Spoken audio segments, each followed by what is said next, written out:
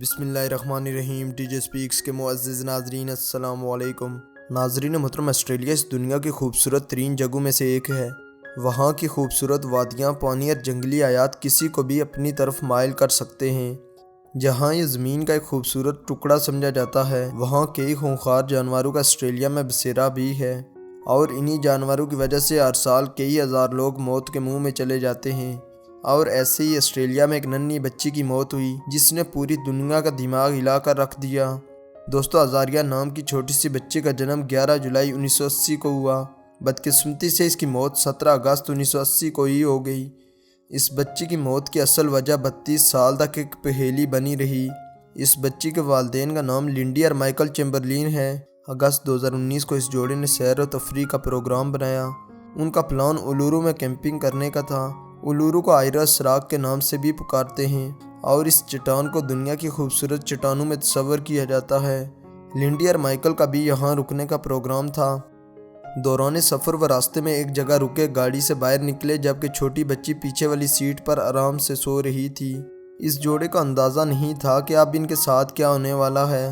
دوستو، لنڈی اور مائیکل نے پہاڑ پر پہنچ کر ایک بہترین جگہ کیمپ بنایا۔ اس کے بعد چھوٹی بچی کو کیمپ میں لٹا کر دونوں ماں باپ باہر آ کر بیٹھے، مگر کچھ ہی منٹ بعد جب وہ واپس کیمپ میں گئے تو ان کی دنیا ختم ہو چکی تھی، کیونکہ کیمپ سے بچی غائب تھی۔ ڈرے ہوئے ماں باپ نے ادھر ادھر چھان بین ماری، مگر کچھ نہ ملا۔ ان کو لگا کہ کوئی انسان یا جانور ان کی بچی کو لے گیا ہے۔ یہ بھی سوچ رہے تھے کہ ڈنگو ان کی بچی کو اٹھا کر لے گیا۔ دوستو، ڈنگو آسٹریلیا کا جنگلی کتا ہے۔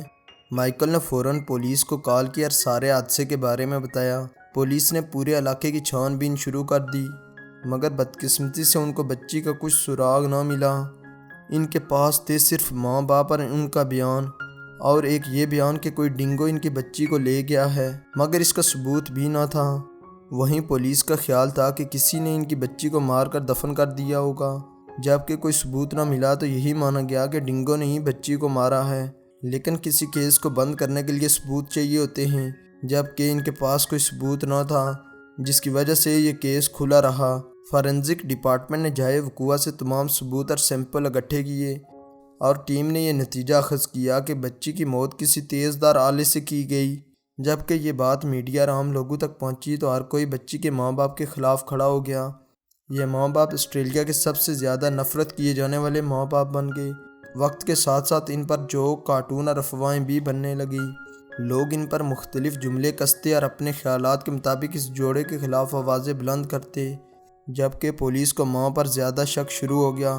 اس کے علاوہ بچی کے نام کی وجہ سے پولیس نے ماں باپ پر نظر رکھنے لگی، کیونکہ بچی کا نام ازاریہ تھا، جس کا مطلب ہے سیکریفائس، یعنی قربانی دینا۔ اسی بنا پر انہوں نے اس جوڑے کو گرفتار کر لیا۔ پولیس نے یہ بھی کہا کہ لنڈی نے گاڑی میں ہی بچی کا گلا گھونٹ کر قتل کیا، پھر کیمپ میں رکھا اور حالات ایسے بنائے جیسے کسی جانور کا کام ہے۔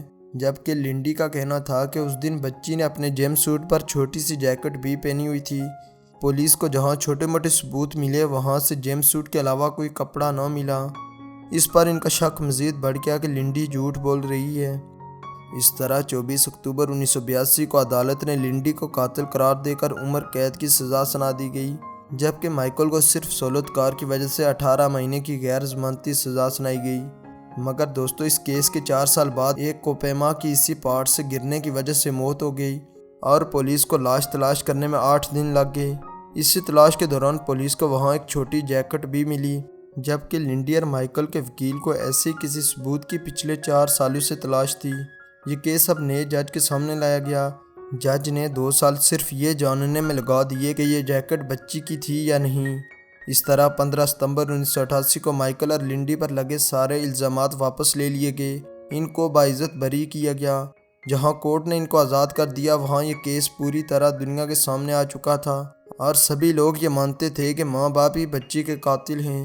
مگر عدالت نے غلط سزا کاٹنے کی وجہ سے مائیکل اور لنڈی کو $1.3 ملین بھی دیے۔